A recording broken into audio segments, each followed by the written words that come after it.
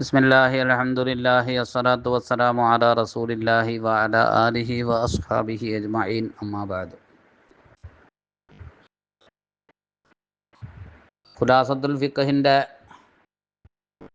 309-ാമത്തെ ക്ലാസ്സിൽ അറവിൻ്റെ നിയമങ്ങളാണ് പറയുന്നത്. ദബഹുൽ ഹയവാൻ, ജീവികളെ അറുക്കൽ. ഖത്ലുൽ ഹയവാനി അബസൻ ഹറാമുൻ, ഒരാവശ്യമില്ലാതെ ഒരു ജീവിനെ കൊന്നുകളയൽ എന്നുള്ളത് ഹറാമാണ്.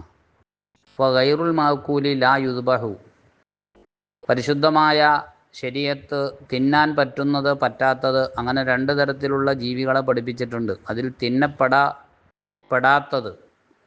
തിന്നപ്പെടാത്ത ജീവികൾ അറുക്കപ്പെടേണ്ടതില്ല. വൈദൽത്തറ ഇലാ അക്ലിഹി, അത് തിന്നേണ്ട ഒരു ലറൂറത്തിൻ്റെ ഘട്ടമെത്തിയാൽ, ഇപ്പോൾ തിന്നപ്പെടാത്ത എന്തോ ഒരു ജീവിയാണ്, അതിനെ തിന്നാലാണ് നമ്മളെ ജീവൻ പിടിച്ചു നിർത്താൻ പറ്റുള്ളൂ, നമ്മളെ ജീവൻ പോകും. അങ്ങനെയുള്ള ഘട്ടത്തിലേക്കൊക്കെ എത്തിയാൽ ഫല്ലൗല, ഏറ്റവും നല്ലത് ദബുഹുഹു, അതിനെ അറുക്കലാണ്. തിന്നപ്പെടാത്ത ജീവിനെ അങ്ങനെ തിന്നേണ്ട ലറൂറത്തിൻ്റെ ഘട്ടം, അഥവാ യാതൊരു നിർവാഹമില്ല, തിന്നൽ മാത്രമേ രക്ഷയുള്ളൂ, ആ ഒരു ഘട്ടത്തിൽ എന്നാൽ പിന്നെ അതിനെ അറുക്കുക. കാരണം ഇന്നഹു യുസീലുൽ ഉഫൂനാത്തി, ഈ ജീവികളുടെ ശരീരത്തിലുള്ള അഴുക്കുകളും മ്ലേച്ഛങ്ങളൊക്കെ ഇല്ലാതെയാക്കി കളയാൻ അതിന് അറവാണ് ഏറ്റവും സുതാര്യമായ രൂപം.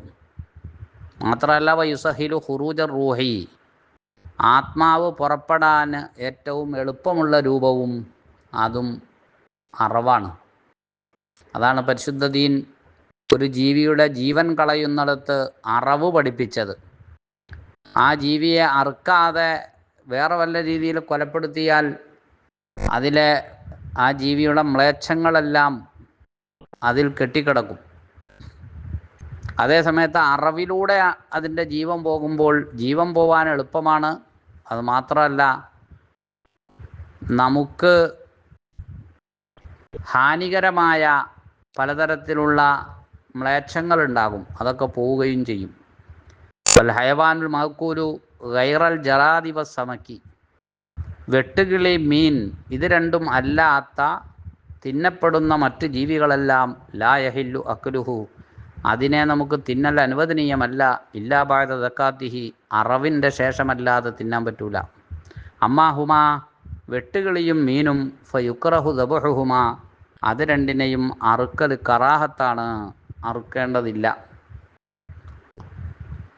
ഇല്ലാ സമക്കത്തൻ കബീറത്തൻ യതൂലു ബക്കാഉഹ, നീണ്ട കാലം ഒക്കെ ജീവിക്കുന്ന വലിയ മീനൊഴികെ, വലിയ മീന് അത് ഒരുപാട് കാലമൊക്കെ അങ്ങനെ നിൽക്കും, അങ്ങനെയുള്ള മീന് ഫയുസന്നു ദബഹുഹ, അതിനെ നമ്മൾ തിന്നുമ്പോൾ അതിനെ അറുത്തിട്ട് തിന്നൽ സുന്നത്താണ്. അല്ലാത്തപ്പോൾ സാധാരണഗതിയിൽ നമ്മൾ തിന്നുന്ന മീനുകളൊക്കെ അറുക്കൽ കറാഹത്താണ് എന്നതാണ്. അതുപോലെ വെട്ടുകിളിയും. അർക്കാനു ദബഹി, അറവിൻ്റെ ഘടകങ്ങൾ അർബഅത്തുൻ, 4 ദാബിഹുൻ, ഒന്ന് അറുക്കുന്ന കക്ഷി, മദ്ബൂഹുൻ, അറുക്കപ്പെടുന്ന ജീവി, ആലത്തുൻ, ആയുധം, ദബഹുൻ, അറവ് എന്ന ക്രിയ. അങ്ങനെ 4 ഘടകങ്ങളാണ്. അതിൽ ഒന്നാമത്തെ ഘടകം അറുക്കുന്ന ആൾ എന്നുള്ളതാണ്. ശുരിത വിദാബിഹി, ആ അറുക്കുന്ന ആളിൽ നിബന്ധനയുണ്ട്, അയ്യക്കൂന മുസ്ലിമൻ, ആൾ മുസ്ലിമാവണം, മുസ്ലിമായ ആളാണ് അറുക്കേണ്ടത്. ഔ കിതാബിയൻ, അല്ലെങ്കിൽ വേദഗ്രന്ഥം കൊടുക്കപ്പെട്ട വിഭാഗങ്ങളില്ലേ, മുസ്ലിം അല്ലാത്ത മറ്റ് വിഭാഗങ്ങൾ, അവരാവാം. പക്ഷേ യുങ്കഹു, ആ പറയുന്ന അറുക്കുന്ന വ്യക്തിക്ക് ഒരു മുസ്ലിമുമായിട്ട് വിവാഹം പറ്റുന്ന ആളാണ്, അങ്ങനത്തെ ആളായിരിക്കണം. അതിപ്പോൾ നമ്മൾ പറഞ്ഞിട്ടുണ്ടല്ലോ, ചില പെണ്ണുങ്ങൾ, ആ പെണ്ണുങ്ങളുടെ പരമ്പരയിൽ ഉള്ള കണിശമായ ചില നിയമങ്ങളൊക്കെ നമ്മൾ നേരത്തെ നിക്കാഹിൻ്റെ പാഠത്തിൽ പറഞ്ഞു. ആ രീതിയിൽ പരമ്പര ഒക്കുകയാണെങ്കിൽ അവിടെ ആ പെണ്ണിനെ മുസ്ലിമിന് കല്യാണം കഴിക്കാം എന്ന് പറഞ്ഞു. അങ്ങനെ കല്യാണം കഴിക്കപ്പെടുന്ന ആ പെണ്ണ് ആളർത്താലും പറ്റും.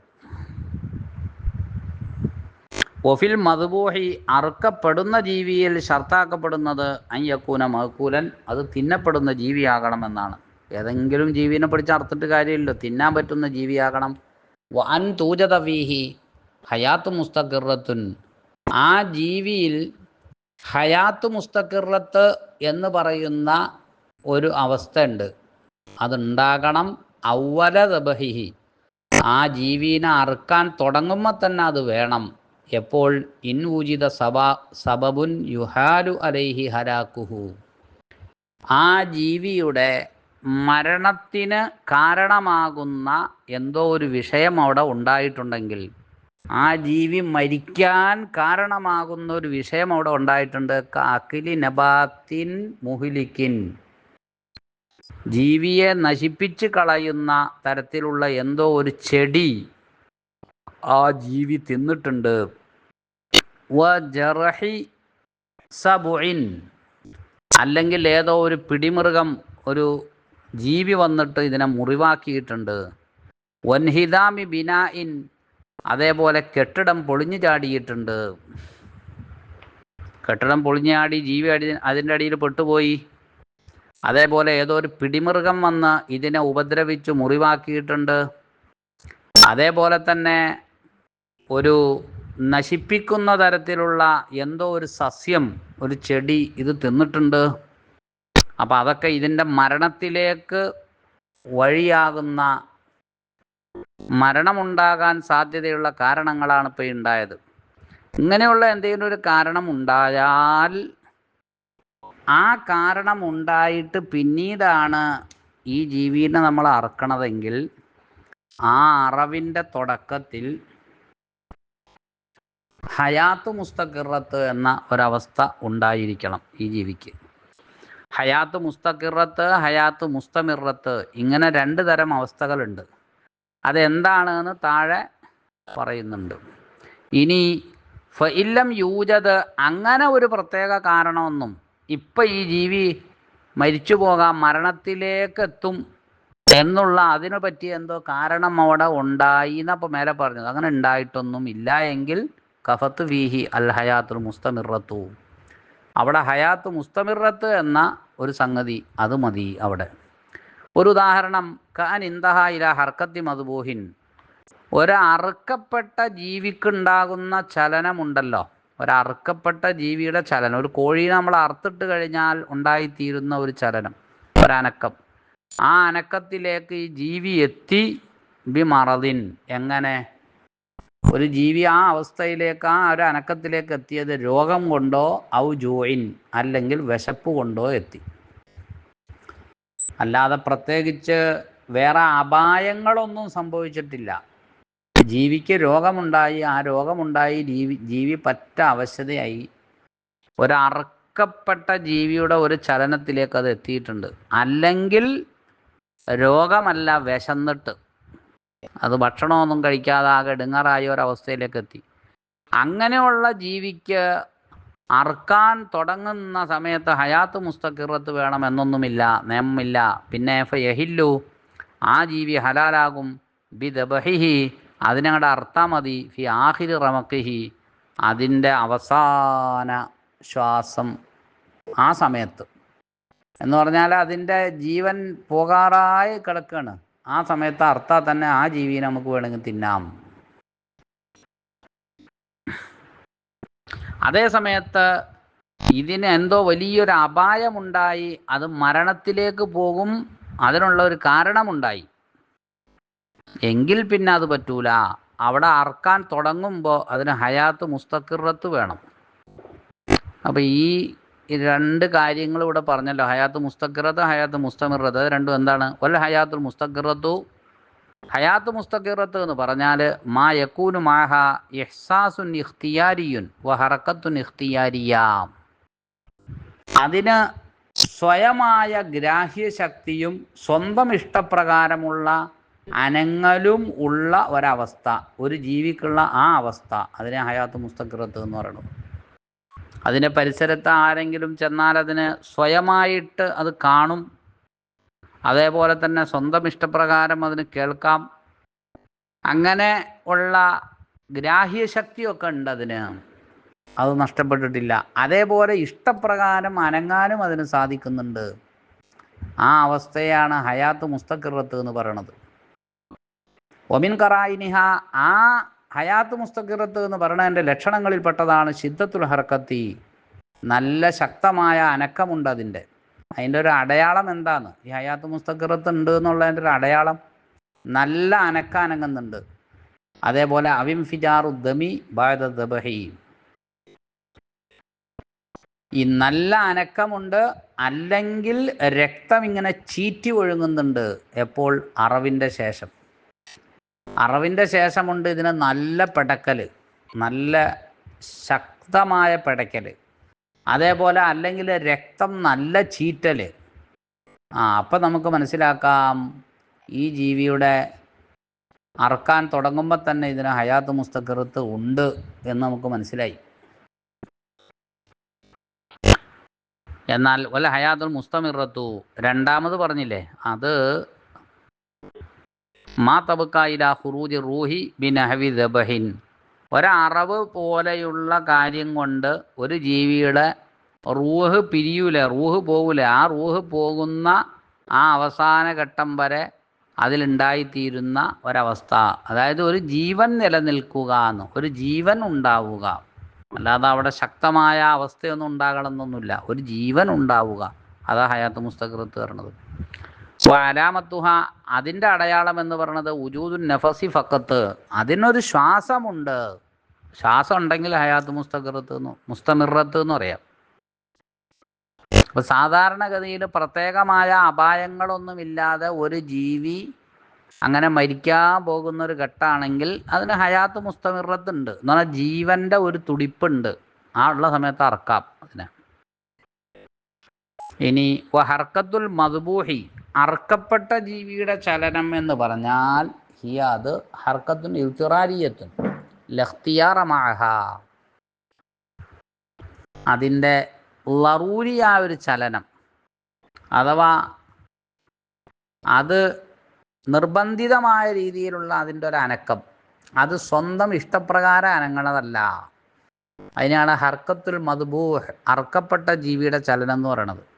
ഇപ്പം നമ്മൾ ഒരു കോഴിയെ അറുത്തിട്ട് കഴിഞ്ഞാൽ അറവിന് ശേഷം കിടന്ന് പിടയ്ക്കുന്ന ആ കോഴി, അതൊരിക്കലും ഒരു സ്വന്തം ഇഷ്ടപ്രകാരമുള്ള അനങ്ങലല്ല. അതൊരു ലറൂരിയായ മരിക്കാൻ വേണ്ടി കിടന്ന് പിടയ്ക്കണത്, അതിനെ ഹർക്കത്തുൽ മദ്ബൂഹ് എന്ന് പറയണത്. ഒരു ശുരിത്തബിൽ ആലത്തി, ഉപകരണം.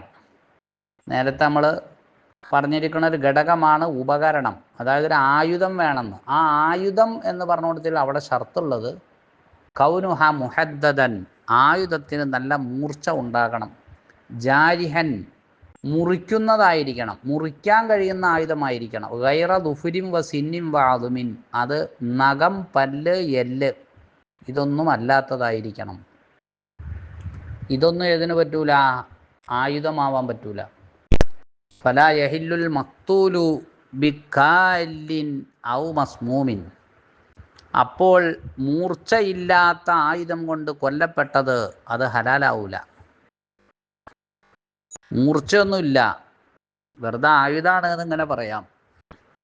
അതുകൊണ്ട് ഒരാൾ അറുത്തു, അപ്പോൾ വ്യക്തമായൊരു മുറിക്കലൊന്നും അല്ല, പിന്നെ അത് ജീവി അങ്ങോട്ട് ചത്തു, അത് പറ്റൂല.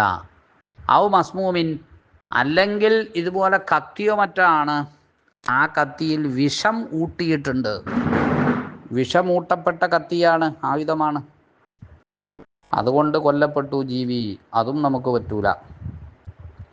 കാരണം അവിടെ കത്തിയുടെ ആയുധത്തിൻ്റെ മൂർച്ച കൊണ്ട് മുറിഞ്ഞിട്ടല്ല ജീവി മരിക്കണേ, പകരം വിഷം കയറിയിട്ടാണ്. ഔ ബുന്തുക്കത്തിൻ, അല്ലെങ്കിൽ വെടിയുണ്ട, അതുകൊണ്ട് കൊല്ലപ്പെട്ടു. ഔ സിക്കലിൻ, അല്ലെങ്കിൽ ഈ ഒരു സാധനം ഉണ്ട്, എന്തോ ഒരു അതിൻ്റെ ഭയങ്കര കനം, അതിൻ്റെ വല്ലാത്ത കനം ഈ ജീവിയുടെ ശരീരത്തിലേക്ക് ഭാരം കൂടിയിട്ട് ആ ഭാരത്തിൽ ഞെങ്ങി ജീവി മരിച്ചുപോയി, ആ ജീവിയും പറ്റൂല. ഇപ്പോൾ ഒരു അറക്കപ്പെടുന്ന ഒരു ജീവിയെ അവിടെ കിടത്തിയിട്ട് അതിൻ്റെ മേലെ വല്ലാതെ ഓവർ ഭാരം കയറ്റി അതിൻ്റെ മേലെ വെച്ച് കഴിഞ്ഞാൽ ജീവി അങ്ങോട്ട് എന്താവും, ചത്തുപോവും. അതുകൊണ്ട് കാര്യമില്ലല്ലോ. അതേപോലെ ഔ ഹൻപിൻ, അല്ലെങ്കിൽ കഴുത്ത് ഞെരിച്ചിട്ട് കഴുത്തിലെന്തോ ഇട്ട് മുറുക്കി, അപ്പോഴും മരിക്കും ജീവി. അതുകൊണ്ടും പറ്റൂല. ഔ ബി ദുഫിരിൻ ഔ സിന്നിൻ ഔ അളുമിൻ, അല്ലെങ്കിൽ ജീവിയെ കൊന്നത് നഖമോ പല്ലോ എല്ലോ അതാണ് ഉപയോഗിച്ചത് അറുക്കാൻ വേണ്ടി, പറ്റൂല. ശുരിത്ത ഫി ദബഹി. ഇനി അടുത്തത് ദബഹ് എന്ന ക്രിയ, അറവ് എന്ന ക്രിയ. അവിടെ നിബന്ധനയുള്ളത് ഖത്ഉ കുല്ലിൽ ഹുൽഖൂമി വ കുല്ലിൽ മരീഇ ബി ഖസ്ദിൻ.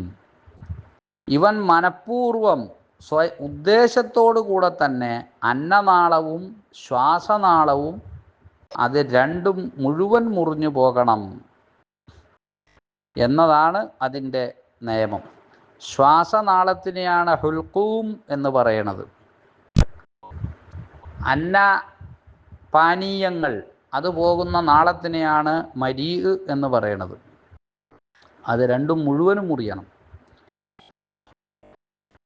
വ വിലാഉൻ ഇൻകാനൽ മദ്ബൂഹു മഖ്ദൂറൻ അലൈഹി. നമ്മൾ സാധാരണഗതിയിലുള്ള ഒരു അറവ് എന്ന് പറഞ്ഞാൽ ഒരു മൃഗത്തെ അല്ലെങ്കിൽ ഒരു പക്ഷി ജീവി അതിനെ നമ്മൾ പിടിച്ച് കിടത്തിയിട്ട് അതിനെ നമ്മൾ സാധാരണ രീതിയിൽ അറക്കണ അറവാണ്. അതായത് ആ ജീവി നമ്മുടെ പിടുത്തത്തിൽപ്പെട്ടൊക്കെയാണ്, നമുക്ക് നിയന്ത്രണത്തിൽ ആയ രീതിയിൽ തന്നെയാണ് അറക്കണത് എങ്കിൽ അവിടെ അറവ് എന്ന് പറയുന്നത് തുടർച്ചയായിട്ട് അങ്ങോട്ട് അറക്കണം. എന്ന് പറഞ്ഞാൽ അവിടെ അറവ് ഇങ്ങനെ വളരെ ഇങ്ങനെ പതുക്കെ പതുക്കെ അല്ല, അതങ്ങനെ സ്പീഡിൽ ഒറ്റ തുടങ്ങിയത് മുതൽ അവസാനിക്കുന്നത് വരെ വളരെ തുടരെ പെട്ടെന്നാവണം. അമ്മ ഗൈറുൽ മഖ്ദൂരി അലൈഹി, അതേ സമയത്ത് നമ്മുടെ നിയന്ത്രണത്തിൽ കിട്ടാത്ത തരത്തിലുള്ളതായ ജീവി, അതിപ്പോൾ നമ്മുടെ നിയന്ത്രണത്തിലല്ല ആ ജീവി ഉള്ളത്. അതെങ്ങനെയാ? ബി ത്വയറാനിൻ ഔ നുഫൂരിൻ, അത് പറന്നുപോയി അല്ലെങ്കിൽ അത് ഓടിപ്പോയി മൃഗം, അല്ലെങ്കിൽ പക്ഷി പറന്നുപോയി. അപ്പം നമ്മുടെ നിയന്ത്രണത്തിലുള്ള ജീവി അല്ലാതെയായി മാറി. എന്നാൽ നമുക്കതിനെ അറക്കണം. അപ്പോൾ എന്താ ചെയ്യാന്നറിയോ? ഫയഹില്ലു, ആ ജീവി ഹലാലാകും ബി അഖ്ലിഹി ബി അയ്യി മൗദിഇൻ കാന മിൻ ബദനിഹി, ആ ജീവിയുടെ ശരീരത്തിൻ്റെ ഏത് ഭാഗത്തായാലും ശരി അറക്കൽ, ഏതെങ്കിലും ഒരു ഭാഗത്തൊരു അറവ് നടത്തിയാൽ മതി, ഒരു മുറിവേൽപ്പിക്കൽ മതിയെന്ന്. അറവ് നടത്തുക എന്ന് പറഞ്ഞാൽ സാധാരണ രീതിയിലുള്ള ഒരു അറവ് അവിടെ നടക്കൂല, കാരണം ജീവി ഓടിപ്പോയേക്കാണ്. ഒരു മുയൽ ഓടിപ്പോയി, അല്ലെങ്കിൽ ഒരു മാന്, അല്ലെങ്കിൽ അങ്ങനെയുള്ള ഏതെങ്കിലും ജീവിയാവട്ടെ, നമ്മൾ തിന്നുന്ന ഒരു ജീവി അങ്ങനെ ഓടിപ്പോയി, അല്ലെങ്കിൽ പക്ഷി പറന്നുപോയി. അപ്പം അതിൻ്റെ ശരീരത്തിൽ ഏതെങ്കിലും ഒരു ഭാഗത്തൊരു മുറിവേൽപ്പിക്കൽ മതി. ബി റംയി മുഹദ്ദദിൻ, അതെങ്ങനെയാ? നല്ല മൂർച്ചയുള്ള ഒരു സാധനം, ഒരു ആയുധം ആ ജീവിയുടെ നേരെ എറിയുക. അപ്പോൾ ഓടിപ്പോകുന്ന മൃഗത്തിൻ്റെ നേരെ നല്ല മൂർച്ചയുള്ള ഒരായുധം അങ്ങോട്ട് എറിഞ്ഞാൽ മതി.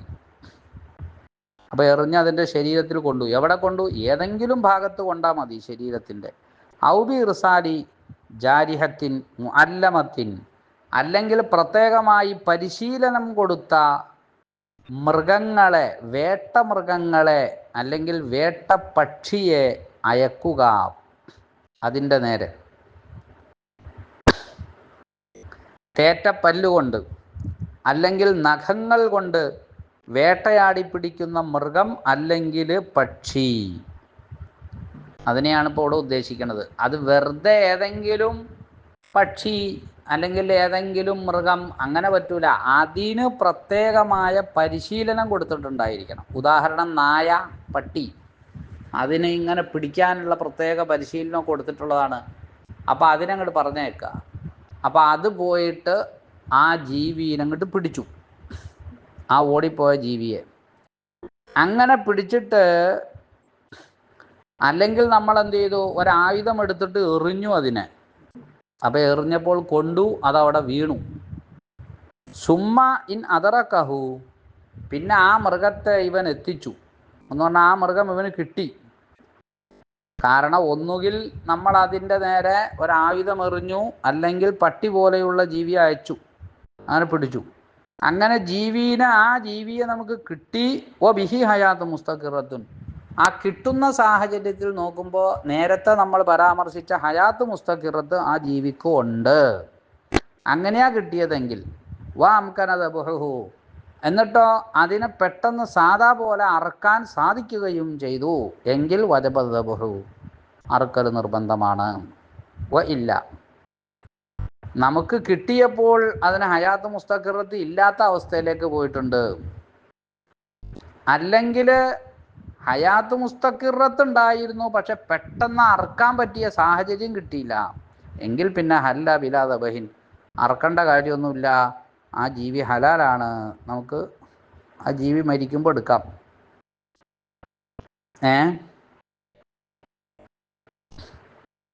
അപ്പം ഹയാത്ത് മുസ്തഖിറത്ത് ഇല്ല ജീവിയെ കിട്ടിയപ്പോൾ എന്ന് പറഞ്ഞാൽ, അത് നേരത്തെ നമ്മൾ പറഞ്ഞല്ലോ, ഒരു ചെറിയൊരു ജീവൻ്റെ ഒരു ഇത് മാത്രമേ ഉള്ളൂ, ഗ്രാഹ്യശക്തി ഒന്നുമില്ല. അങ്ങനെയാണെങ്കിൽ അവിടെ പറഞ്ഞിട്ടുള്ള ഒരു സുന്നത്തായൊരു കാര്യമുണ്ട്, വെറുതെ അതിൻ്റെ കഴുത്തിലൂടെ ഒരു കത്തി ഇങ്ങനെ ഓടിക്കുക, അത് നല്ലതാണ്. ഒരു കത്തി ഇങ്ങനെ അറക്കണ രീതി കാണിക്കുക. ഹയാത്ത് മുസ്തഖിറത്ത് ഉള്ള സമയമാണ് നമുക്കതിനെ കിട്ടിയത്. പെട്ടെന്ന് അറക്കാനുള്ള സാഹചര്യവും ഉണ്ട്, എന്നാൽ അറക്കണം.